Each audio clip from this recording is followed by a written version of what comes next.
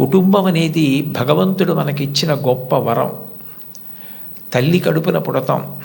నిజానికి ఈ తల్లి కడుపున పుట్టాలి అని ఎవరు నిర్ణయించుకోరు. అమ్మ కడుపులో కటిక చీకట్లో తల కిందకి కాళ్ళు పైకి పెట్టి 9 నెలలు పెరిగిన తరువాత తాను విసర్జించిన మలమూత్రములలోంచి పుట్టినటువంటి క్రిమికీటకములే కోమలమైన తన శరీరాన్ని కొరుకుతుంటే బాధపడలేక చిట్ట చివరికి ప్రసవమై తల్లి కడుపులోంచి బయటికి వచ్చినటువంటి శిశువు ఒక్కసారి 6 అడుగుల ఎత్తు ఉన్నటువంటి పెద్ద పెద్ద ఆకారాలు, దీపాలు, కాంతి, దానికి తోడు మాటలు ఇవన్నీ వినపడి శరీరావయవములు పనిచేయడం ఆగిపోయి మూత్రపిండాలు, గుండె మొదలైనటువంటివి కూడా ఆగిపోయే పరిస్థితి ఏర్పడితే అప్పుడు అమ్మ తొలి దైవమై ఆమె యొక్క స్థలము నుండి కోలోస్ట్రం అనబడేటటువంటి పసుపు పచ్చటి ఎరుపు రంగులో ఉన్న ముద్ద, ఒక ద్రవం విడుదలవుతుంది. అది భగవంతుడు పెట్టినటువంటి ఒక గొప్ప వ్యవస్థ. ఏమీ తెలియనటువంటి పసిపిల్లవాడు అంత భయానక స్థితిలో అటువంటి ఆకారాలు, వెలుతురు చూసి భీతిల్లిపోతే లోపల ఉన్నటువంటి మలం గడ్డ కట్టేసి నల్లగా అయిపోయి, బ్లాక్ స్టూల్ అంటారట దాన్ని, నల్లగా అయిపోయి ఆ మలాన్ని విసర్జించడం చేతకాక హృదయ స్పందన కూడా ఆగిపోయే స్థితి ఏర్పడితే అప్పుడు పిల్లవాడికి గొప్ప స్వాంతన కలిగి కే మొదలైనటువంటి విటమిన్లతో కూడుకుని మళ్ళీ లోపల ఉన్న ప్రధానమైన అవయవాలన్నీ పనిచేసి గడ్డ కట్టినటువంటి మలం బయటికి వెళ్ళిపోయేటట్టుగా చేయగలిగిన శక్తి కలిగిన కోలోస్ట్రం అమ్మ యొక్క స్థనం నుంచి విడుదలవుతోంది. ఈ మాటలు నేను చెప్పట్లేదు. చాలా ప్రఖ్యాతమైనటువంటి ఒక గైనకాలజిస్ట్, ఒక డాక్టర్ గారు, రామాంజనేయులు గారని, వారు ఒక పుస్తకం రాశారు. ఆ పుస్తకం ఇంగ్లీష్లో ఉంది, మాతృదేవో భవ అని. ఆ పుస్తకంలో ఆయన వైద్యశాస్త్రాన్ని స్త్రీకి అన్వయం చేసి అసలు స్త్రీ అన్న ప్రాణి లేకపోతే ఈ సృష్టి లేదు, ఒకవేళ సృష్టి జరిగినా నిలబడే అవకాశం లేదు.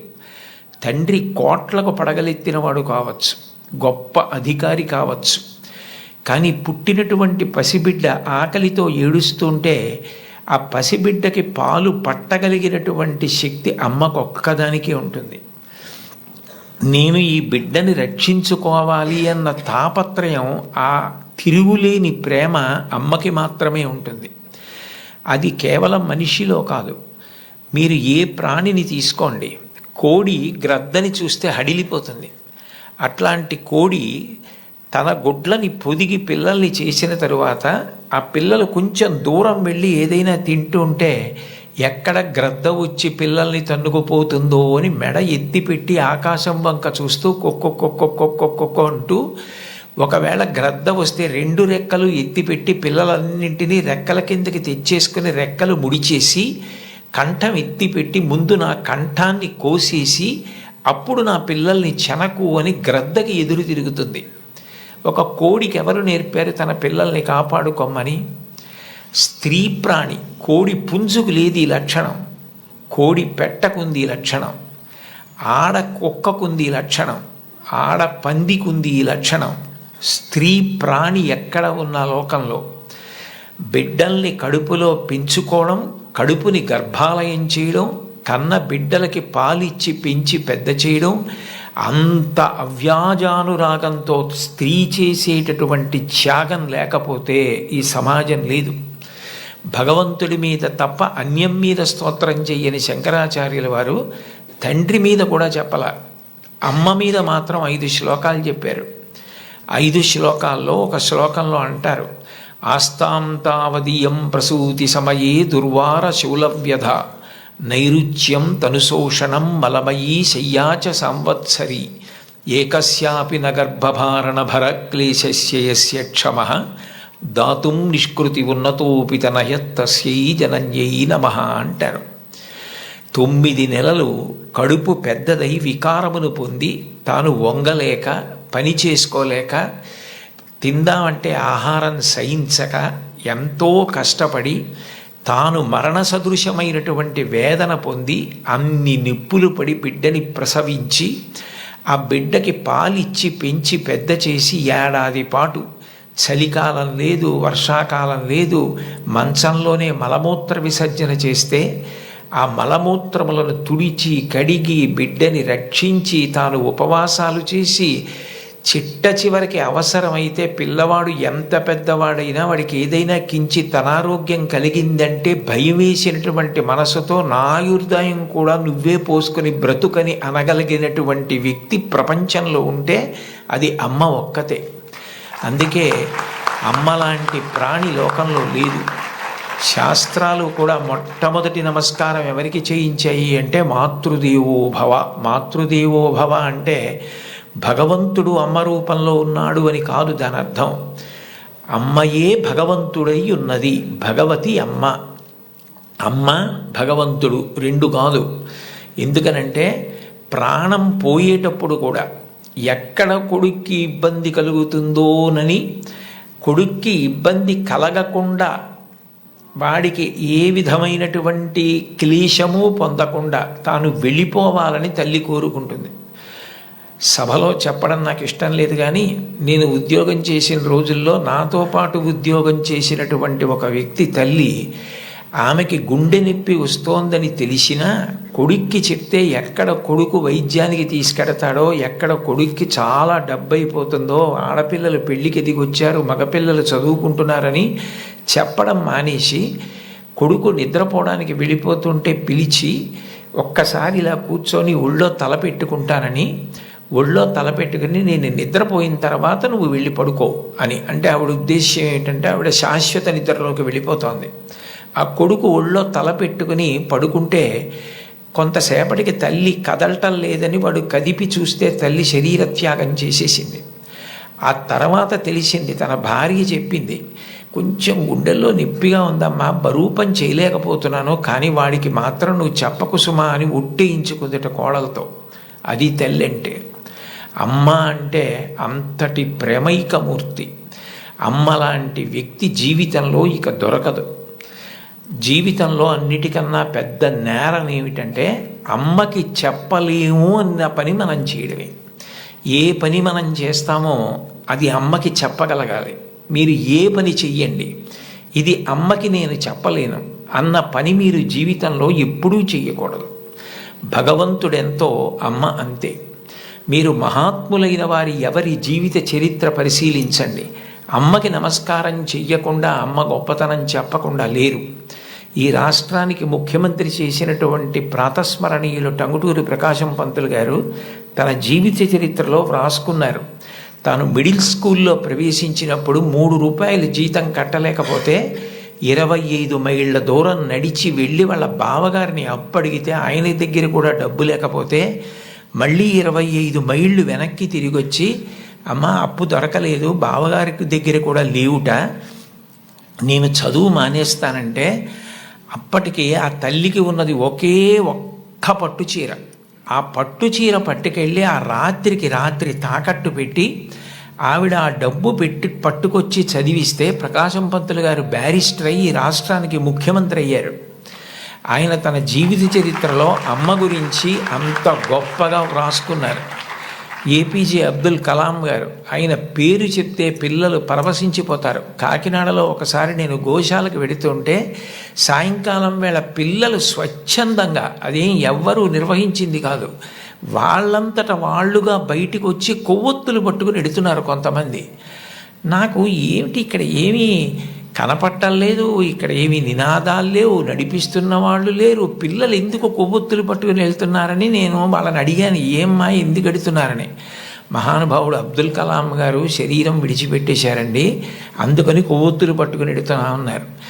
నేను ఈ మధ్య కాలంలో ఒక నాయకుడు వెళ్ళిపోతే, ఒక వ్యక్తి మరణిస్తే పిల్లలు స్వచ్ఛందంగా కొవ్వొత్తులు పట్టుకుని వెళ్ళడం చూసింది అబ్దుల్ కలాం గారి విషయంలో చూశాను. అటువంటి అబ్దుల్ కలాం గారు వింగ్స్ ఆఫ్ ఫైర్ అని ఇంచుమించు తన జీవిత చరిత్ర ఆ పుస్తకంలో వ్రాసుకున్నారు. 2వ ప్రపంచ యుద్ధ సమయంలో గోధుమలు రేషన్లో దొరుకుతున్నటువంటి రోజుల్లో అమ్మగారు రొట్టెలు ఒత్తి పిల్లలందరికీ పెడుతుంటే అందరి తలో 4 రొట్టెలు తినాలి. ఆ రోజు రొట్టె కూర బాగుందని కలాం గారు ఇంకో రొట్టె వేయి, ఇంకో రొట్టె వేయి అని తిన్నారు. అప్పటికి చిన్నవారు, చదువుకుంటున్నారు. ఇంకో రొట్టె వెయ్యి అని తినేస్తే అన్నగారు వచ్చి, నువ్వు రొట్టెలు ఎక్కువ తినేశావు, రెండో ప్రపంచ యుద్ధం జరుగుతోంది, రేషను గోధుమలు దొరకట్లేదు, అమ్మకి రొట్టెలు లేవు, నీకు పెట్టేసింది, అలా తినచ్చా అన్నారు. అమ్మకి తినవలసిన రొట్లు తాను తినేశానన్న న్యూనతాభావంతో కలాం గారు వలవలా ఏడుస్తుంటే తల్లిగారు వచ్చి గట్టిగా కౌగిలించుకొని, నాన్న నువ్వు తింటే నేను తిన్నట్టేరా, నాకు చాలా సంతోషంగా ఉంది అంది మా అమ్మ. అమ్మ ఒకరోజు వస్తుంది, ఆ రోజు ఈ కలాం ఈ శరీరాన్ని విడిచిపెట్టి నీకు నమస్కారం చేయడానికి వస్తాడు. On the day of the final judgement అని రాసుకున్నారు ఆయన. ఆ రోజు నువ్వు ఏ అన్నం కూడా తినడం మానేసి పెట్టి నన్ను పెంచి పెద్ద చేశావో, ఈ శరీరంతో ఈ మేధస్సుతో నేను దేశ సేవ చేసి కృతార్థుడనై ఆ అమ్మ కన్న కొడుకు అని నీకు కీర్తి తెచ్చి వచ్చి నీ పాదములకు నమస్కరిస్తానని రాసుకున్నారు. అంటే అమ్మకి అబ్దుల్ కలాం గారు ఇచ్చినటువంటి గౌరవం అంత గొప్పది. మహాత్ముల జీవితాలు ఎవరివి మీరు చదవండి. అంతవరకు ఎందుకు, మీ అందరికీ తెలిసిన్నటువంటి వ్యక్తి నోరి దత్తాత్రేయుడు గారని, ఇవాళ ప్రపంచ ప్రఖ్యాత క్యాన్సర్ స్పెషలిస్ట్, ఒకప్పుడు భారతదేశానికి రాష్ట్రపతి పదవి నిర్వహించినటువంటి వ్యక్తి. మాన్యులు శ్రీ నీలం సంజీవరెడ్డి గారికి క్యాన్సర్ వస్తే వారే ఆ వైద్యం చేసి ఆ వ్యాధి పోయేటట్టు చేశారు. ఆయన చిన్నతనంలో పడిన కష్టాల గురించి ఆయన వ్రాసిన పుస్తకం చదివితే ఆశ్చర్యం వేస్తుంది. వాళ్ళ అమ్మగారు పడ్డ కష్టం, ఎంత కష్టపడి ఆయన్ని పెంచి పెద్ద చేశారో. ఆయన విదేశాలు వెళ్ళి అంత పెద్ద క్యాన్సర్ స్పెషలిస్ట్ అయిన తర్వాత ఆయన చేసిన మొదటి పని ఏమిటంటే, మా అమ్మ ఒంటి మీద బంగారపు నలుసు లేకుండా అమ్మి మమ్మల్ని పెంచి పెద్ద చేసింది, ఆ అమ్మకి 2 బంగారు గాజులు కొంటే నా జీవితం ధన్యమని గాజులు కొనుక్కుని విదేశాల నుంచి వచ్చి అమ్మ చేతులకి తొడిగి ఆనంద బాష్పాలు కార్చారు. ఈ జాతి మొదటి లక్షణం అమ్మని గౌరవించడం. మాతృదేవో భవ. మీరందరూ పిల్లలు, మీరు నేర్చుకోవలసిన మొట్టమొదటి నియమం ఏది అంటే అమ్మని గౌరవించడం నేర్చుకోండి. అమ్మకి నమస్కారం చెయ్యండి. మీరు పాఠశాలకి వచ్చేటప్పుడు అమ్మకి నమస్కారం చేసి రావడం మీకు అలవాటైతే, మీ అమ్మగారి కన్నా మీకు అత్యంత ప్రేమతో ఆశీర్వచనం చెయ్యగలిగిన వ్యక్తి ఈ సృష్టిలో వేరొకరుండరు. ప్రాణం పోయేటప్పుడు కూడా మీరు వృద్ధిలోకి రావాలని కోరుకునే ఏకైక వ్యక్తి ఎవరైనా ఉంటే తల్లి ఒక్కతే. అంత గొప్పది అమ్మ. బాలమురళీకృష్ణ గారి తల్లి ఆయన పుట్టిన 10 రోజుల్లో మరణించారు. ఆయన వ్రాసుకున్నారు, నన్ను కనడానికే మా అమ్మ పుట్టిందేమో అని రాసుకున్నారు. భారత ప్రధానమంత్రి నరేంద్ర మోదీ గారు ఈ మధ్యకాలంలో ఒక విదేశీ ఛానల్కి ఇచ్చిన ఇంటర్వ్యూ మీరు చూసి ఉంటారు. అసలు నేను ఆశ్చర్యపోయిన ఆయన చెప్పిన మాటలు విని. నిరుపేద కుటుంబంలో పుట్టారు. వాళ్ళ అమ్మగారు అంత కష్టించి పనిచేసేవారు, వాళ్ళ నాన్నగారు కూడా అంత కష్టపడి పనిచేసేవారు.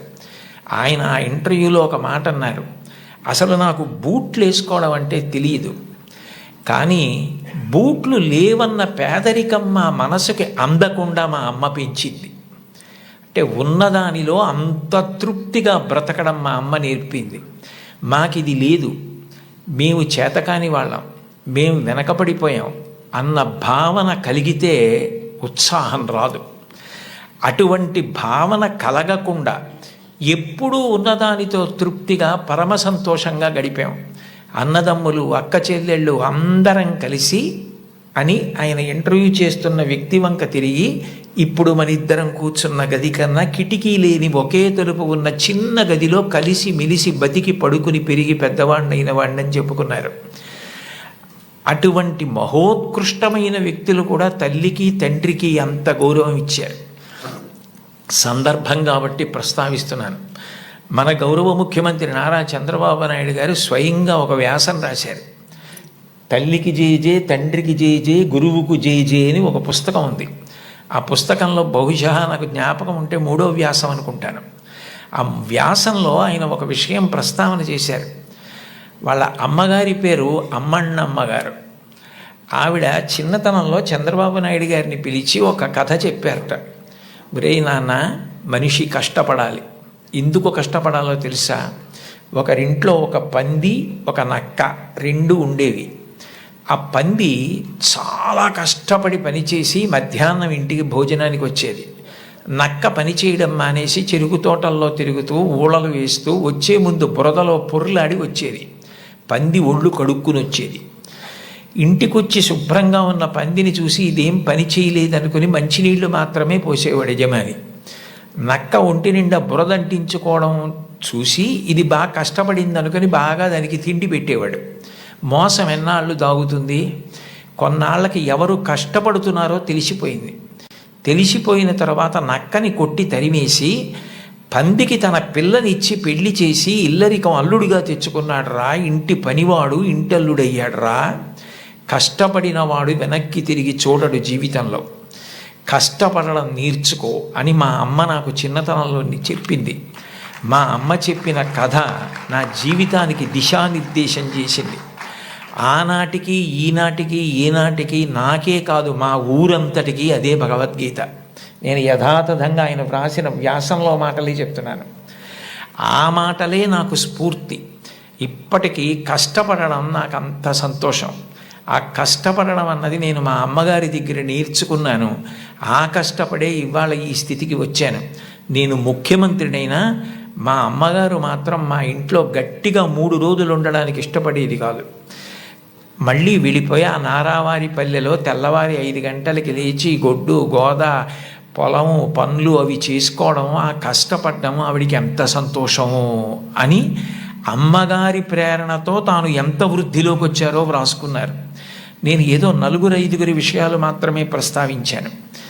లోకంలో తల్లిని మించిన దైవం లేదు.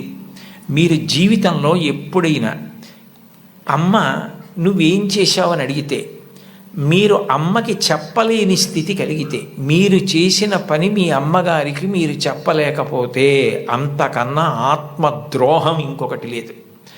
మీరు ఏది చేసినా మీ అమ్మగారికి చెప్పగలగాలి. ఇది నేను మా అమ్మకి చెప్పలేను అన్న పని చెయ్యకండి. మీరు ఒకవేళ తప్పు చేసినా మిమ్మల్ని క్షమించడానికి సిద్ధంగా ఉండే మొదటి వ్యక్తి ఈ ప్రపంచంలో ఎవరైనా ఉంటే అమ్మే. అమ్మకి చెప్పకుండా ఉండకండి. అమ్మ ఒకవేళ మిమ్మల్ని దెబ్బలాడి ఇక పైన ఇట్లా చెయ్యకు అంటే ఇక మళ్ళీ ఆ తప్పు చెయ్యకండి. మీరు పిల్లలు కాబట్టి ఒకసారి చెయ్యొచ్చు ఎప్పుడైనా, కానీ పొరపాటు జరిగినా మీ అమ్మగారికి చెప్పండి. వద్దంటే మాత్రం చేయకండి. బహుశः కుటుంబం దగ్గరే నైతిక విలువలు మొదలవుతాయి. కుటుంబ విలువల గురించి ప్రస్తావన చెయ్యండి అని చెప్పి తన అనుభవంతో ఆయన నాకు సూచన చేయడానికి కారణం అదే అయి ఉంటుంది. తల్లి ఎంత గొప్పదో తండ్రి అంత గొప్పవాడు.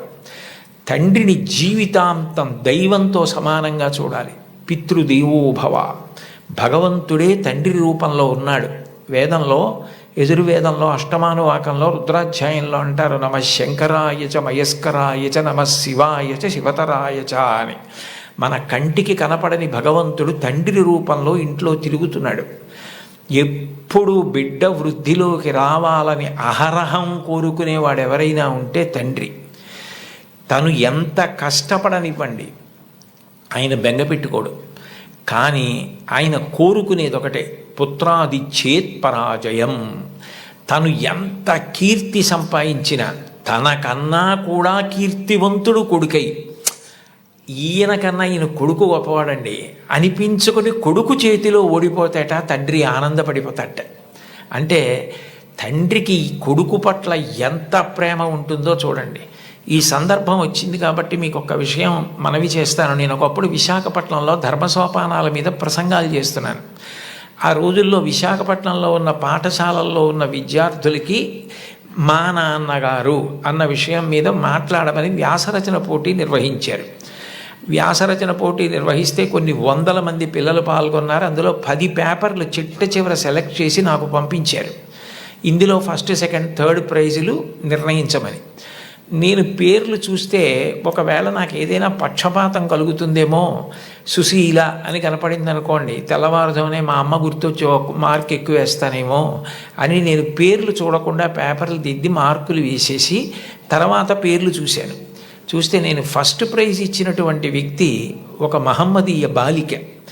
నేనేం మార్చలేదు సుమండి, అట్లాగే ఇచ్చేసాం. అప్పుడు ఆ బహుమతులు ఇస్తున్న సభకి అప్పుడు తిరుమల తిరుపతి దేవస్థానాలకి కార్యనిర్వహణాధికారి మాన్యులు శ్రీ ఎల్వి సుబ్రహ్మణ్యం గారు, ఆయన ముఖ్య అతిథిగా వచ్చారు. ఆయన ప్రైజ్ ఇస్తూ ఈ పిల్ల ఏం రాసింది మైక్లో చదివి వినిపించమనండి అన్నారు. అంటే ఆ పాప పేపర్ చదివింది. అందులో ఆమె ఏం రాసిందంటే, వాళ్ళ అమ్మగారు టీచరు, వాళ్ళ నాన్నగారు కూడా ఏదో ఉద్యోగం, ఆయనకి బ్లడ్ క్యాన్సర్ వచ్చింది, చూసుకోలేదు, ముదిరిపోయింది, 3 నెలల్లో చనిపోతారని చెప్పారు.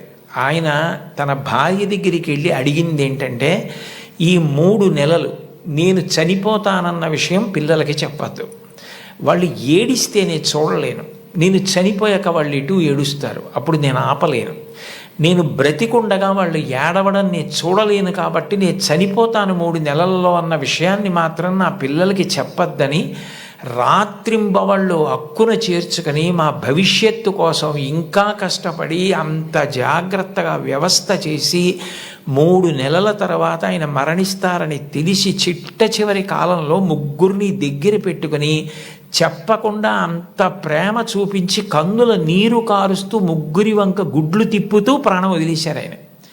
తండ్రి అంటే అది, అంతటి త్యాగశీలి మా నాన్న.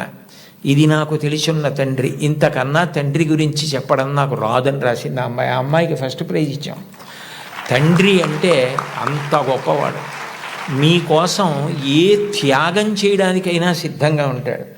అబ్రహాం లింకన్ గారు అమెరికాకి అధ్యక్షుడైన తర్వాత మొట్టమొదటిసారి సినేట్లో సభ ఏర్పాటు చేసి పారిశ్రామికవేత్తల్ని, ధనవంతుల్ని అందరినీ పిలిచి దేశాభివృద్ధి కొరకు వారు విరివిగా పెట్టుబడులు పెట్టవలసిన అవసరం గురించి ప్రసంగం చేస్తున్నారు.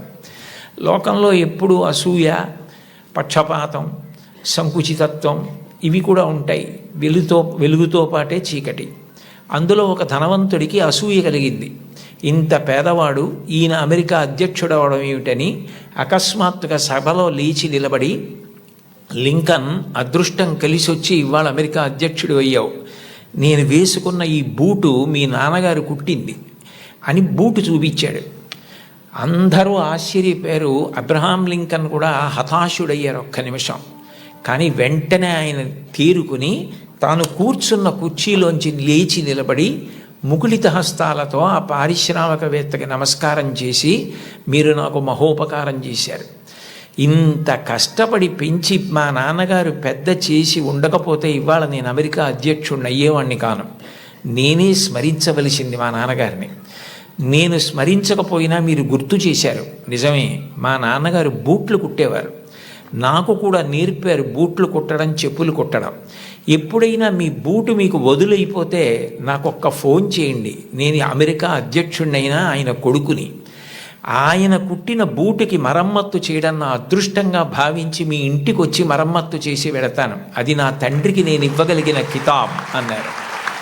సభ అంతా కరతాళ ధ్వనులు మారిమోగిపోయింది. అది తండ్రికి అబ్రహాం లింకన్ ఇచ్చిన గౌరవం. తండ్రి పేరు చెప్పేటప్పటికి ఎంతటి మహితాత్ములు కూడా అంతటి మర్యాద, అంతటి గౌరవాన్ని చూపించారు. లతా మంగేష్కర్ గారు వ్రాసుకున్నటువంటి ఆవిడ జీవిత సంబంధించిన విషయాలు, ఆవిడ జీవితంలో జరిగిన అద్భుతాలతో కూడిన పుస్తకం ఒకటి ఉంది. దాన్ని తెలుగు చేత చేశారు ఈ మధ్య. ఆ పుస్తకం మీరు చదివితే అందులో మీకు ఒక ఆశ్చర్యకరమైన సంఘటన కనపడుతుంది. ఆవిడ చాలా చిన్నతనంలోనే వాళ్ళ నాన్నగారు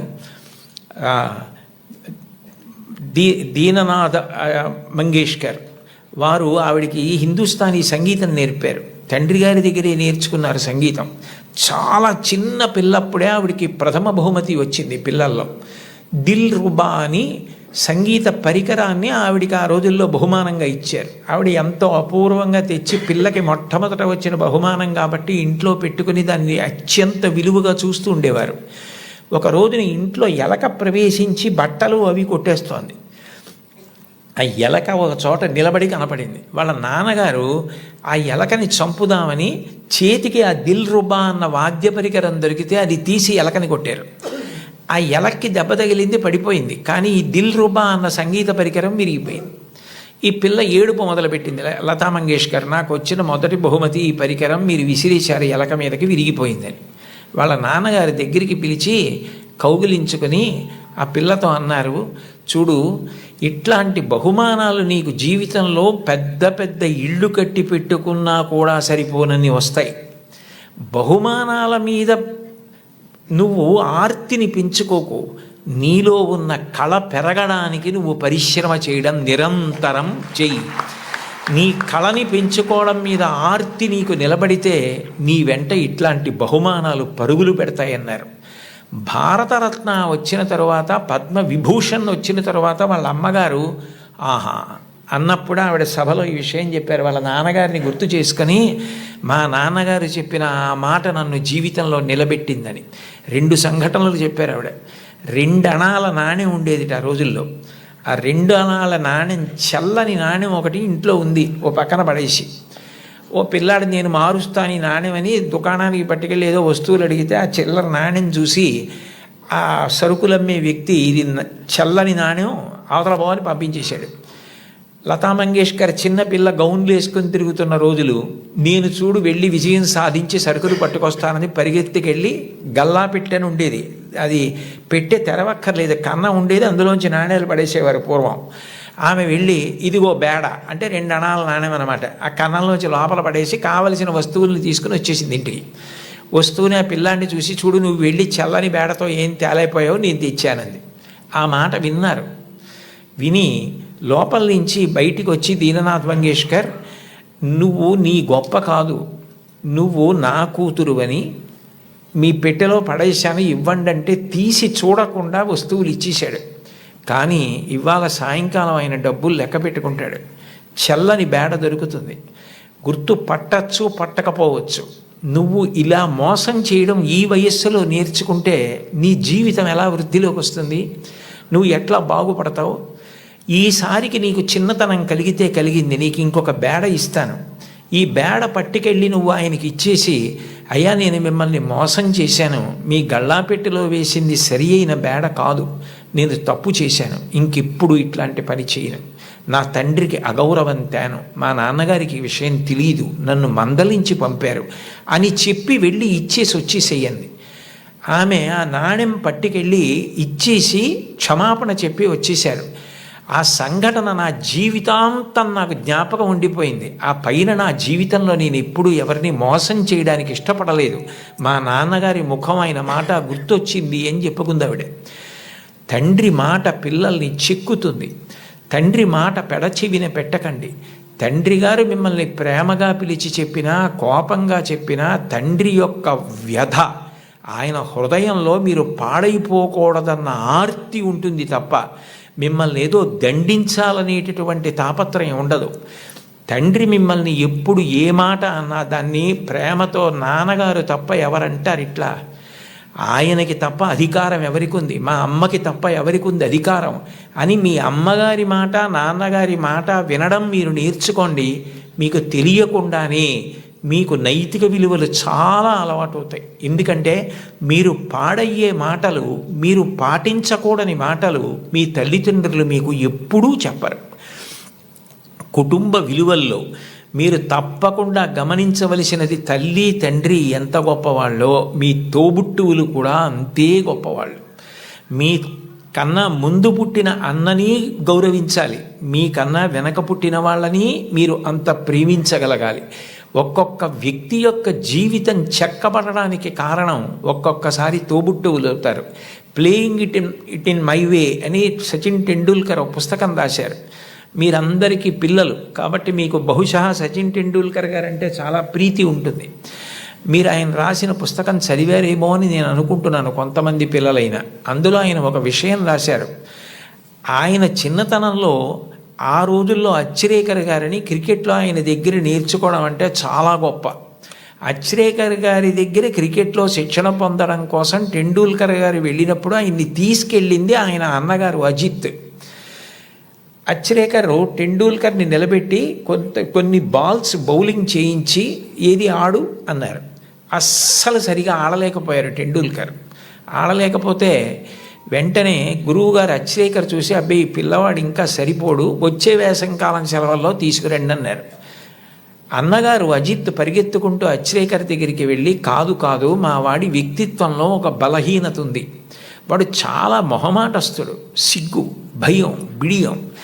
మీరు చూస్తున్నారన్న బిడియంతో ఆడలేకపోయాడు. మీరు సరే నువ్వు కాసేపు ఆడుతుండు, నాకు పనుంది అని దయచేసి మీరు కొంచెం దూరంగా వెళ్ళిపోయి మా వాడి ఆట తీరు పరిశీలించండి, అప్పుడు మీకు నచ్చకపోతే మా వాడిని తీసుకోవద్దన్నారు.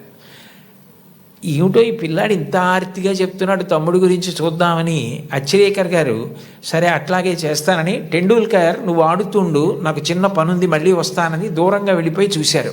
అద్భుతమైన స్ట్రైట్ డ్రైవ్స్ కొడుతున్నాడు టెండూల్కర్ గారు. చూసి ఆశ్చర్యపోయినటువంటి అచ్చిరేకర్ తిరిగి వచ్చి టెండూల్కర్ని శిక్షణ ఇవ్వడానికి తీసుకున్నారు.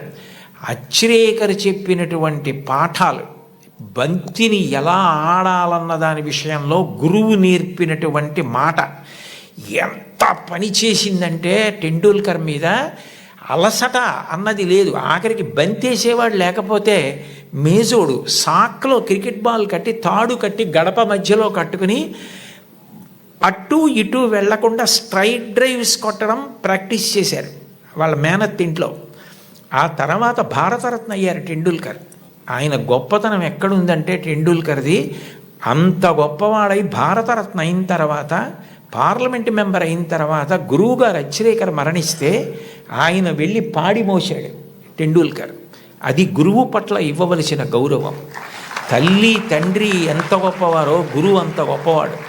తోడపుట్టినవాడు అంత అక్కరకొస్తారు. జీవితంలో తోడపుట్టిన వాళ్ళన్న వాళ్ళు మాత్రం వాళ్ళే. ఎక్కడికి వెళ్ళినా స్నేహితులు దొరకచ్చు, ఎక్కడికి వెళ్ళినా బంధువులు ఉండొచ్చు. దేశే దేశే కళత్రాణి దేశే దేశే చ బాంధవాహ తంతు దేశం నపశ్యామి ఎత్ర భ్రాత సహోదర అంటాడు రామాయణంలో రాముడు. ఎక్కడికి వెళ్ళినా బంధువులు స్నేహితులు దొరకచ్చు, కానీ తోడపుట్టిన వాళ్ళన్న వాళ్ళు మాత్రం ఆ జన్మకి వాళ్ళే. వాళ్ళని ప్రేమించడం, వాళ్ళతో దెబ్బలాడకపోవడం, వాళ్ళతో ప్రేమ భావనతో ఉండడం, వాళ్ళతో గౌరవంగా ఉండడం. చెల్లిని తమ్ముణ్ణి మార్గదర్శనం చేసి సచిన్ టెండూల్కర్కి అజిత్ చేసినట్టు చక్కగా వృద్ధిలోకి రావడం తెలుసుకోండి. అంతవరకు ఎందుకు అంటే ఒక్కొక్క విషయం తీసుకునేటప్పటికీ నాకు ఏవేవో జ్ఞాపకానికి వచ్చేస్తుంటాయి. అబ్దుల్ కలాం గారే వింగ్స్ ఆఫ్ ఫైర్లో ఒక చోట రాసుకున్నారు, ఆయనకి కోరిక, తపన ఎట్లాగైనా మద్రాస్ ఇన్స్టిట్యూట్ ఆఫ్ టెక్నాలజీలో ఏరోనాటికల్ ఇంజనీరింగ్ చదవాలని. సీట్ వచ్చింది. 1000 రూపాయలు కట్టాలి. ఆ రోజుల్లో 1000 రూపాయలు లేవు, నాన్నగారికి ఇచ్చే పరిస్థితి లేదు, ఆయన కలలు నెరవేరే అవకాశం లేదు. అటువంటప్పుడు ఆయన తోబుట్టువు జోహ్రా అనుకుంటాను, నేను చాలా రోజులైంది చదివి, ఆ జోహ్రా ఆయన తోబుట్టువు ఆమె చేతి గాజులు గొలుసులు తాకట్టు పెట్టి తీసుకొచ్చి కలాం గారికి ఇచ్చి నువ్వు చదువుకో అంది. కలాం గారు ఆనంద భాష్పాలతో ప్రతిజ్ఞ చేశారు, స్కాలర్షిప్ సంపాదించి నేను నీ నగలు కుదువ నుంచి విడిపించి మళ్ళీ నీకు తీసుకొచ్చి ఇచ్చేస్తాను చెల్లి అని చెప్పి, అక్క అని చెప్పి ఆయన వెళ్ళి చదువుకుని ఎంత గొప్పవారయ్యారో మీకు అందరికీ తెలుసు. తోబుట్టువులు అంత గొప్పగా ఆదుకుంటారు. తోబుట్టువులను నిర్లక్ష్యం చేయడం, మా అన్నయ్యతో నాకు మాటలు లేవండి, మా తమ్ముడితో నాకు మాటలు లేవండి, మా అక్కతో నాకు మాటలు లేవండి, ఈ మాట అనడం చాలా దారుణం. నీ తోడబుట్టిన వాడితోటే నువ్వు సర్దుకోవడం చేత కాని వాడివి సమాజంలో ఎవరితో సర్దుకుంటావు, ఎవరితో శాశ్వతంగా స్నేహాన్ని నెరపగలుగుతావు, నిన్నెవరు నమ్ముతారు? ఎంతమంది వచ్చినా నీ తోబుట్టువులు నీ ఇంటికి రాకపోతే ఏమిటో ఆయన ఊరందరికీ చెప్తారు కానండి, వాళ్ళ తమ్ముడే వాళ్ళ ఇంటికి రాడు, వాళ్ళ అన్నయ్యే వాళ్ళ ఇంటికి రాడు అంటారు. విలితి ప్రసంగం అవుతుంది. తోబుట్టువులతో సఖ్యత ఎప్పుడూ పాటించాలి. ఘర్షణ అన్నది ఉంటుంది. ఒక్కొక్కటి మనకిష్టమైంది తమ్ముడికి ఇష్టం లేకపోవచ్చు. ఏది ఇష్టం లేదో దాన్ని పరిహరించండి. ప్రేమగా ఉండడం, ప్రేమ పంచడం, అందరితో కలిసిమెలిసి ఉండడం బాగా నేర్చుకోండి. కుటుంబంలో మీరు ఏది నేర్చుకున్నారో అదే ముందుకొచ్చి పెద్దదవుతుంది సమాజంలో. కుటుంబంలో పెద్దవాళ్ళు తల్లిదండ్రులు ఉంటారు, సమానులు ఉంటారు, కింద చెల్లెళ్ళు ఉంటారు, తమ్ముళ్ళు ఉంటారు. మీరు దాన్ని పెంచితే, ఆ గది గోడలు పెంచితే అదే సమాజం. మీరు సమాజంలోకి వచ్చారనుకోండి, మీకన్నా బాగా చదువుకునే వాళ్ళు ఉంటారు. మీకన్నా బాగా చదువుకునే వాళ్ళని చూసి మీరు అసూయ పడకూడదు. వీళ్ళు ఎంత కష్టపడితే నాకన్నా ఇన్ని మార్కులు సంపాదించగలిగారు, కాబట్టి నేను కూడా కష్టపడతాను. కష్టపడి వీళ్లతో సమాన స్థాయిని పొందుతానని వాళ్ళని గౌరవించడం నేర్చుకోండి. మీతో సమానంగా మార్కులు వచ్చేవాళ్ళు ఉంటారు, నాతో సమానుడు అనకండి. అఫీషియల్ లాంగ్వేజ్లో మై ఈక్వలెంట్ కౌంటర్ పార్ట్ అంటుంటారు. అలా ఉదాసీన భావం పొందకండి. నాతో సమానుడు అంటే నేను ఎంత కష్టపడితే నాకు ఈ మార్కులు వచ్చాయి, అతను కూడా అంత కష్టపడితే కదా వచ్చాయి. కాబట్టి ఇతన్ని నేను గౌరవించాలని ప్రేమించండి. మీకన్నా తక్కువ వాళ్ళు ఎప్పుడన్నా కనపడ్డారనుకోండి, సమాజంలో మనకన్నా కింద ఉన్నవాడు, మనకన్నా పైన ఉన్నవాడు, మనకన్నా సమానుడు కనపడకుండా ఉండడు. ఈ ముగ్గురు కనపడి తీరుతారు మీకు. మీకన్నా చిన్నవాడు కనపడితే మీరు పరిహసించడం, వెటకారం ఆడడం, వాళ్ళని తక్కువ చేసి చూడడం నేర్చుకుంటే అంతకన్నా మానవత్వానికి చేటు ఇంకొకటి లేదు. మనకన్నా ఎవరైనా తక్కువలో కనపడితే వాళ్ళు వృద్ధిలోకి రావాలని మనస్ఫూర్తిగా భగవంతుణ్ణి ప్రార్థించాలి. వాళ్ళు గౌరవింపబడాలి అని కోరుకోవాలి. అంతేకాని తక్కువ చేసి చూడడం అన్నది జీవితంలో ఎప్పుడూ నేర్చుకోకూడదు. నీ తమ్ముడైతే నీ తమ్ముడికి ఒక్క మార్కు తక్కువ వస్తే వాడికి రావాలని ఎలా కోరుకుంటావో, నీ కుటుంబం గదులు ఆ గోడలు పోతే అది పెద్దదైతే అది సమాజం అవుతుంది. నువ్వు ఇంట్లో ఏం నేర్చుకున్నావో అదే రేపు సమాజంలో నువ్వు అమలు చేయగలుగుతావు. నీ ఇంట నీ తల్లిదండ్రుల్ని గౌరవించడం చేత కాకపోతే నీ గురువుని గౌరవించలేవు, నువ్వు ఎవ్వరినీ గౌరవించలేవు, ఎవ్వరిని గారిని సంబోధించలేవు. ఎంతటి మహాత్ముడు కానివ్వండి, ఆయన్ని ఏకవచన ప్రయోగం చేసి వాడు వీడు అని మాట్లాడడం అలవాటు అవుతుంది. మన ఎదురుగుండా ఉన్నారా లేరా అని కాదు, పెద్దల గురించి మాట్లాడేటప్పుడు గౌరవంగా సంబోధించి మాట్లాడడం. పెద్దల పట్ల మాట్లాడేటప్పుడు మనం అనవసరంగా విమర్శించడం మర్యాద కాదు. వారి పట్ల మనం కృతజ్ఞతతో మర్యాదగా ఉండడం నేర్చుకోవాలన్నది మీరు చిన్నతనంలో తరగతి గదిలో అభ్యాసం చేసినది ఏదుందో రేపు పౌరులైన తర్వాత సమాజంలో మీరు అదే చెయ్యడం కొనసాగింపుగా చేస్తారు. అందుకని మీరు తరగతి గదిని కేవలం పాఠాలు చదువుకోవడానికి మాత్రమే పనికొచ్చేటటువంటి వ్యవస్థగా చూడకండి. సర్వే వేదవిదశూరా, సర్వే లోకహితేరతా, సర్వే జ్ఞానోపసంపన్నా, సర్వే సముదితా గుణై. ఒక్కటి జ్ఞాపకం పెట్టుకోండి, ఏమీ చదువుకోనటువంటి వ్యక్తి చేసినటువంటి నేరం పట్టుకోవడం చాలా తేలిక. ఆరితేరిన గజదొంగ కూడా కంటి చూపు తగ్గితే దొరికిపోతాడు. ఎప్పుడో అప్పుడు దొంగతనాలు చేసే వ్యక్తి దొరుకుతాడు. చాలా బాగా చదువుకుని, గొప్ప ఇంజనీరింగ్ చదువుకుని, ఎంతో విద్య వచ్చిన తరువాత తనకొచ్చినటువంటి గొప్ప విద్యని ఆసరాగా చేసుకొని ఇతరులను మోసం చేసి కోట్లు సంపాదించడానికి అలవాటు పడ్డాడనుకోండి, అతను ప్రపంచంలో ఎక్కడెక్కడో దాగి ఏవేవో చేస్తున్నా అతన్ని పట్టుకోవడానికి పోలీస్ వ్యవస్థ అంతా కష్టపడవలసి వస్తుంది. చదువుకున్నవాడి చదువు దేనికి పనికి రావాలి అంటే సమాజాన్ని ఉద్ధరించడానికి పనికి రావాలి. అంతేకాని చదువుకున్న చదువు సమాజాన్ని పాడు చేయడానికి పనికి రాకూడదు. మీరు ఒక కలెక్టర్ అయితే మీరు కలెక్టర్గా గుర్తుండిపోయేటట్టుగా జిల్లాని పరిపాలించగలగాలి. ఒక్కొక్క కలెక్టర్ అలా జ్ఞాపకం ఉండిపోతారు. సందర్భం వచ్చింది కాబట్టి నేను చెప్తున్నాను. కార్తికేయ మిశ్రా గారని మా జిల్లాకి కలెక్టర్గా వచ్చారు. డొక్కా సీతమ్మ గారి విగ్రహం పెడుతూ ఆయన డొక్కా సీతమ్మ గారి గురించి నేను ప్రసంగాలు చేశానని మా ఇంటికి వచ్చారు. మా ఇంటికి వచ్చి ఆయన వచ్చినప్పుడే నేను మంచినీళ్ళు బయట నుంచి కొని తెచ్చుకుంటుంటే ఆయన చూశారు. ఏం గురువుగారు మీకు మంచినీళ్ళు లేవా అని అడిగారు. అడిగితే నేను అన్నాను, అయ్యా మాకు ఇక్కడ మంచినీళ్ళు లేవండి, ఉప్పు నీళ్ళు వస్తాయి, అందుకని మంచినీళ్ళు కొనుక్కుంటూ ఉంటామన్నాను. మీకేనా ఈ ప్రాంతం అంతానా అన్నారు. ఈ ప్రాంతం అంతా మంచినీళ్ళు లేవండి అన్నాను. ఆయన మీరు నమ్మండి నమ్మకపోండి, ఇప్పుడు కార్తికేయ మిశ్రా గారిని పొగిడితే నాకేదో ఆయన పదవి ఇస్తారనడానికి నేను ఉన్న ఉద్యోగమే పదవి విరమణ చేసేసాను. నాకేం దాని మీద ఆశ లేదు. యథార్థం చెప్పాలి కాబట్టి చెప్తున్నాను. ఆయన హతాశులై సోఫాలో వెనక్కి కూర్చుని, నేను జిల్లా కలెక్టర్గా ఉన్న చోట మంచినీళ్ళు లేక ఇంతమంది ఇబ్బంది పడితే నాకు అది అవమానం గురువుగారు, పరమ అవమానం అని వెంటనే ఫోన్ చేసి అధికారులతో మాట్లాడి, మీరు నమ్మండి 10 రోజుల్లో ఇళ్ళకి కాదు కొళాయి వేయించుకోలేని వాళ్ళు నీళ్లు పట్టుకోవడానికి కూడా గొట్టాలు వేయించారు. ఇప్పటికే ఆ ప్రాంతం అంతా కార్తికేయ మిశ్రా గారిని తలుచుకుంటారు. అంటే నువ్వు కలెక్టర్ అయితే అలా పేరు తెచ్చుకోగలగాలి. నువ్వు ఒక డాక్టర్ అయితే అంత గొప్ప పేరు తెచ్చుకోగలగాలి. మా ఊళ్ళో డాక్టర్ ఐవి రావు అని ఒక డాక్టర్ గారు ఉన్నారు. ఆ డాక్టర్ గారిని చూస్తే జబ్బులు తగ్గిపోతాయని తెల్లవారుజామున 4 గంటలకు ఆయన కోసం మంచులో వెళ్ళి నిలబడతారు. ఆయన కూడా అలాగే వైద్యం చేస్తారు. వ్యక్తిగత జీవితమే లేదు. నేను అప్పుడప్పుడు అంటుంటాను, డాక్టర్ గారు మీకు సినిమాలకు వెళ్ళాలని ఉంటుందా అని.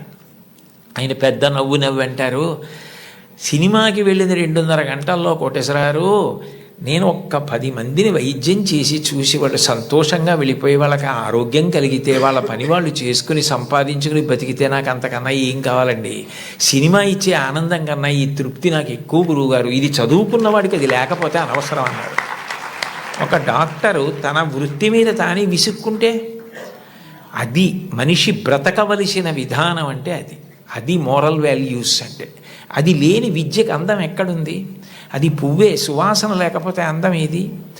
మీరు ఏది చెయ్యండి అది రావాలంటే మీరు కుటుంబంలో నేర్చుకోవాలి.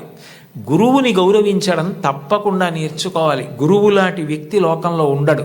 ఎందుకనంటే అమ్మా నాన్న సంపాదించినది ఏదుందో అది అమ్మా నాన్న శరీరం వదిలిపెట్టేసిన తరువాత వీలునామా వ్రాసినా వ్రాయకపోయినా పిల్లలకి వెళ్ళిపోతుంది. కానీ ఒక గురువు సంపాదించినది ఏదుందో అది మాత్రం ఆయన కడుపున పుట్టిన పిల్లలకి వెళ్ళదు. అహరహం రాత్రనక పగలనక కష్టపడి అనేక గ్రంథాలు చదివి జ్ఞాపకం పెట్టుకుని దాన్ని జ్ఞాపకానికి తెచ్చుకుని తాను ప్రభావితుడై ఎవరైనా అడగగానే తాను చెప్పకుండా ఉండలేక గడ్డి తిని తయారు చేసుకున్న పాలని దూడ వచ్చి పొదుగులో గుద్దినంత మాత్రం చేత ఆవు పాలు విడిచిపెట్టేసినట్టుగా తాను ఇంత కష్టపడి నేర్చుకున్న విషయాల్ని లోకహితం కోసం చెప్పే గురువు ఉన్నాడే, అట్లాంటి గురువు లోకంలో దొరకడు. మీ టీచర్ గారి కన్నా గొప్ప వ్యక్తి ఉండడు. ఒక్కటి గుర్తుపెట్టుకోండి, సర్వేపల్లి రాధాకృష్ణన్ గారికి అంత ప్రీతి పిల్లల మీద ఎందుకు ఏర్పడిందంటే మీరు ఆయన జీవిత చరిత్ర చదవండి. ఆయన మైసూరులో పనిచేస్తున్న రోజుల్లో అశుతోష్ ముఖర్జీ గారని కలకత్తాలో, ఆ రోజుల్లో భారతదేశంలో కలకత్తా విశ్వవిద్యాలయం అంటే చాలా ప్రఖ్యాతి. దానికి వైస్ ఛాన్సలర్గా సర్వేపల్లి రాధాకృష్ణన్ గారిని రమ్మన్నారు. రమ్మంటే సర్వేపల్లి రాధాకృష్ణన్ గారు అక్కడికి వెళ్ళడానికి సంశయించారు. కొత్త ప్రదేశం, కొత్త భాష అని.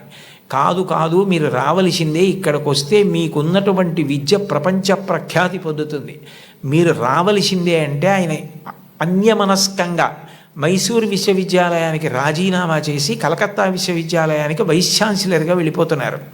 వెళ్ళిపోతున్నప్పుడు సామానంతా సర్దుకుని వెళ్ళడానికి సిద్ధపడ్డారు. మీరు రాధాకృష్ణన్ గారి జీవిత చరిత్ర చదవండి, నేను అక్షరం అబద్ధం చెప్పట్లేదు, అవసరం నాకు లేదు. గుర్రబండిలో మైసూర్ రైల్వే స్టేషన్కి వెళ్ళడానికి సర్వేపల్లి రాధాకృష్ణన్ గారు సిద్ధపడుతుంటే పిల్లలందరూ వచ్చి విశ్వవిద్యాలయం నుంచి, మీలాంటి గురువు మాకెక్కడ దొరుకుతాడు, మీరు చెప్పిన పాఠాలతో మేము ఇన్ని విషయాలు నేర్చుకున్నాం, మీరు గుర్రాలు లాగిన బండిలో వెళ్ళడానికి వీల్లేదని వీధులన్నీ మైసూర్ స్టేషన్ వరకు పువ్వులు చల్లి పిల్లలు గుర్రపు బండిని లాగి ఆ దంపతుల్ని కూర్చోపెట్టి మైసూర్ స్టేషన్కి తీసుకెళ్లారు. ట్రైన్ ఎక్కిస్తే రాధాకృష్ణన్ గారికి మైసూరు ప్లాట్ఫామ్ కనపడలేదు. అంతమంది పిల్లలు నిలబడి అశ్రుధారలతో ఆయన్ని విడిచి ఉండలేక ఏడుస్తూ ఆయనకి నమస్కారం చేస్తుండగా ట్రైన్ విడిపోతే ఒక ఉపాధ్యాయుడు పిల్లల మీద ఇంత ప్రభావం చూపించగలడనమాటని తన పుట్టినరోజుగా చేయవద్దని ఉపాధ్యాయ దినోత్సవంగా చేయమని తల్లి తండ్రి తర్వాత మీ భవిష్యత్తు గురించి అంత వెంపర్లాడే వ్యక్తి ఎవరైనా ఉంటే గురువు ఒక్కడే. అంబేద్కర్ గారు భారత రాజ్యాంగ నిర్మాత. తెల్లవారి లేస్తే ఆయన్ని స్మరిస్తాం. అటువంటి అంబేద్కర్ గారు భీమ్రావ్ అంబేద్కర్. నిజానికి ఆయన పేరులో భీమ్రావ్ అన్నది ఆయన పేరులోది కాదు. ఆయనకి చిన్నతనంలో ఒక్కొక్కసారి అన్నం తినడానికి ఇబ్బంది కలిగితే ఒక ఉపాధ్యాయుడు తాను తెచ్చుకుని మధ్యాహ్నం తినవలసిన భోజనంలోంచి కొంత భోజనాన్ని అంబేద్కర్ గారికి పెట్టి అంత ప్రేమతో చూశాడు. ఏ భీమ్రావ్ అన్న ఉపాధ్యాయుడు తనని అంత ప్రేమతో చూశాడో ఆ పేరు తన పేరులోకి కలుపుకున్నారు అంబేద్కర్ గారు. కలుపుకుని భీమ్రావ్ అంబేద్కర్ అని పెట్టుకున్నారు. మీరు కావాలంటే ఈ విషయాలు ఏపీజే అబ్దుల్ కలాం గారు ఇండామిటబుల్ స్పిరిట్ అని ఓ పుస్తకంలో ఎన్ని అద్భుత విషయాలు రాశారో అందులో ఇది కూడా ఉటంకించారు ఒకసారి ఒక సభలో. కాబట్టి గురువుని గౌరవించడం, అంబేద్కర్ గారిని గౌరవించడం అంటే అంబేద్కర్ గారు గురువుని ఎలా గౌరవించారు, టెండూల్కర్ తన గురువుని ఎలా గౌరవించాడు, గురువు పేరెత్తేటప్పటికీ ఈ దేశంలో ఎంత గౌరవాన్ని చూపించేవారు. ఎంఎస్ సుబ్బలక్ష్మి గారు చచ్చిపోతే కలాం గారు రాష్ట్రపతి భవన్ నుంచి చెన్నై వెళ్ళి, నా తల్లి, ఈ గడ్డ, నేను పుట్టిన ఈ దేశం, ఎంఎస్ సుబ్బలక్ష్మి ముగ్గురు నాకు తల్లు లేని పాడిమోశారు. అది సంస్కారం. వాళ్ళు చరిత్రలో మిగిలిపోయారు మహితాత్ములై. అంటే నేను చెప్పేది గురువుని గౌరవించడం అన్న మాట అంత గొప్పది. కలాం గారు అంత గొప్పవారయ్యారు. అంత గొప్పవారై రాష్ట్రపతి పదవి విడిచిపెట్టేసిన తర్వాత తిన్నగా పిల్లలకి పాఠం చెప్పడానికి వెళ్ళిపోయారు.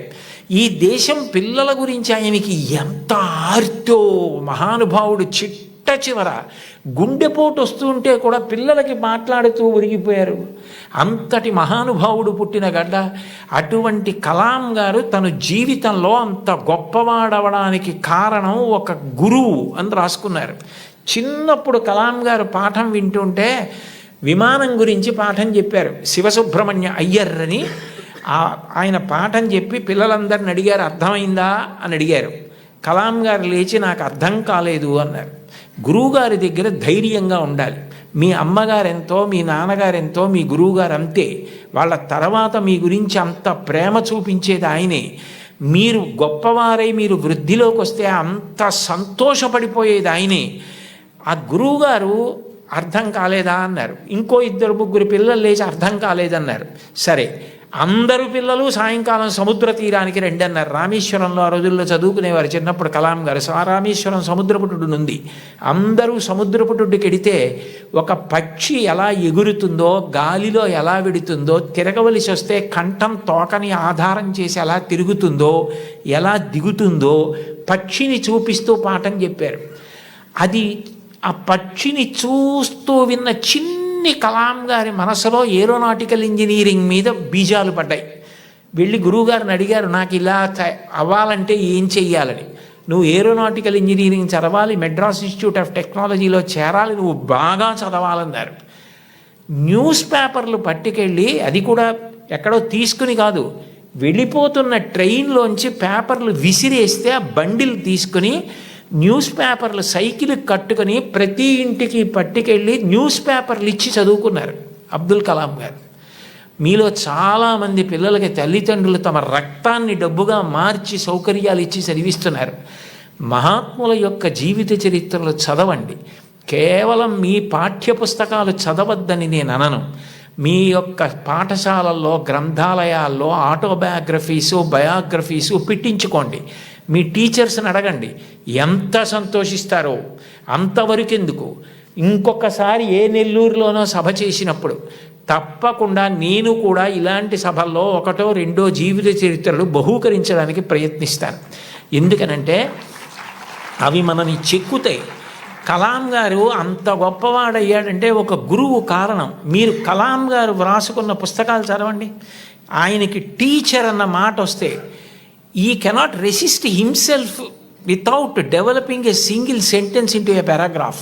ఒక సెంటెన్స్లో చెప్పవలసిన దాన్ని పారాగ్రాఫ్గా చెప్పకుండా ఆయన ఉండలేరు.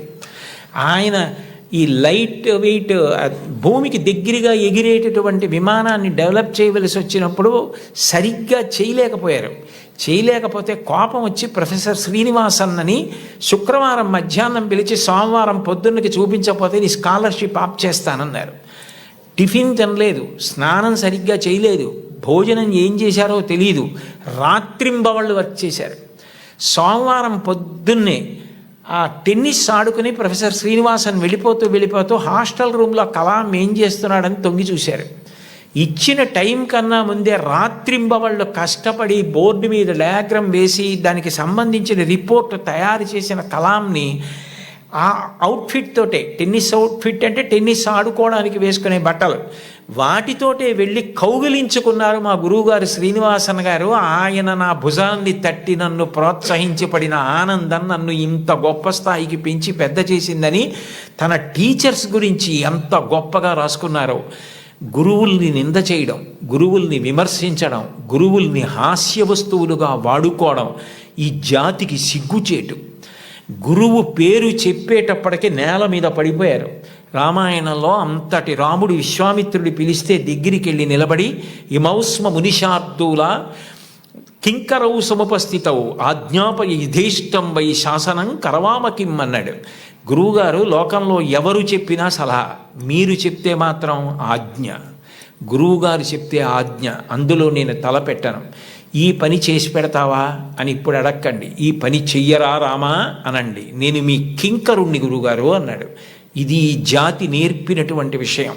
మీరు ఏ మహాత్ముణ్ణి తీసుకోండి, టంగుటూరి ప్రకాశం పంతులు గారి జీవిత చరిత్రలో వ్రాసుకున్నారు. డబ్బు కట్టలేక కష్టాలు పడి ఇతర పనులు చేస్తూ రోజు పాఠం వినలేకపోయిన పిల్లల్ని ఆ రోజుల్లో సుందర శివయ్య గారని ఒక హెడ్ మాస్టర్ ఇంటికి తీసుకెళ్ళి కూర్చోపెట్టుకుని పాఠాలు చెప్పి వృద్ధిలోకి తెచ్చారు. ఆయన కారణం నేను వృద్ధిలోకి రావడానికని రాసుకున్నారు. ఆయన నడక అలా ఉండేది, ఆయన ప్రవర్తన అలా ఉండేది, ఆయన పాఠం చెప్తే అలా ఉండేదని పక్కనే గుంటూరులో మాజేటి గురవయ్య పాఠశాల అన్న పాఠశాలలో నరసయ్య గారని ఆయన చెప్పిన పాఠాలు, ఆయన వ్యవహరించిన తీరు నన్ను అంత ప్రభావితుణ్ణి చేశాయని మహానుభావుడు ఆయన నోరి దత్తాత్రేయుడు గారు తన జీవిత చరిత్రలో రాసుకున్నారు. గురువులు మనిషిని చెక్కుతారు, ఒక శిలలోంచి శిల్పాన్ని చెక్కుతారు. ఓ సరస్వతీదేవి విగ్రహాన్ని ఒక రాయి తీసుకొచ్చి చెక్కితే శిల్పి దాని మీద ఎక్కి కూర్చుని చెక్కుతాడు. కళ్ళు చెక్కేటప్పుడు చిట్ట చివర ఎంతో జాగ్రత్తగా చెక్కుతాడు. ఉలిని పెట్టి సుత్తి పెట్టి కొడతాడు. ఆఖరణ దానికి అధివాసాలు చేసి గుళ్ళోకి తీసుకొచ్చి ప్రతిష్ఠ చేస్తారు. ప్రతిష్ఠ చేసిన తర్వాత చెక్కిన శిల్పి కూడా నమస్కారం చేస్తాడు. ఆ శిల్పి చెక్కాడు కాబట్టి మన అందరి ఆర్తి తీర్చుకోవడానికి ఆ మూర్తి ముందు నిలబడి నమస్కరిస్తున్నాం.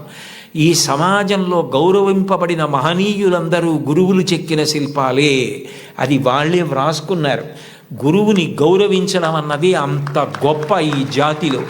తల్లిని గౌరవించండి, తండ్రిని గౌరవించండి, మీ తోబుట్టువుల్ని ప్రేమగా చూడండి, మీ తోటివారిని ప్రేమించండి, గురువుల్ని గౌరవించండి. మీరు నైతిక విలువలతో మీరు మీ వీధిలో ఉంటే ఆయన మా వీధిలో ఉన్నాడని వీధిలో వాళ్ళు పొంగిపోవాలి. మీరు కుటుంబంలో ఉంటే వాడు మా అన్నయ్య, మా తమ్ముడు, మా కుటుంబ సభ్యుడు, నా కొడుకు అని తల్లిదండ్రులు పొంగిపోవాలి. మా ఊరి వాళ్ళు పొంగిపోవాలి, దేశం పొంగిపోవాలి.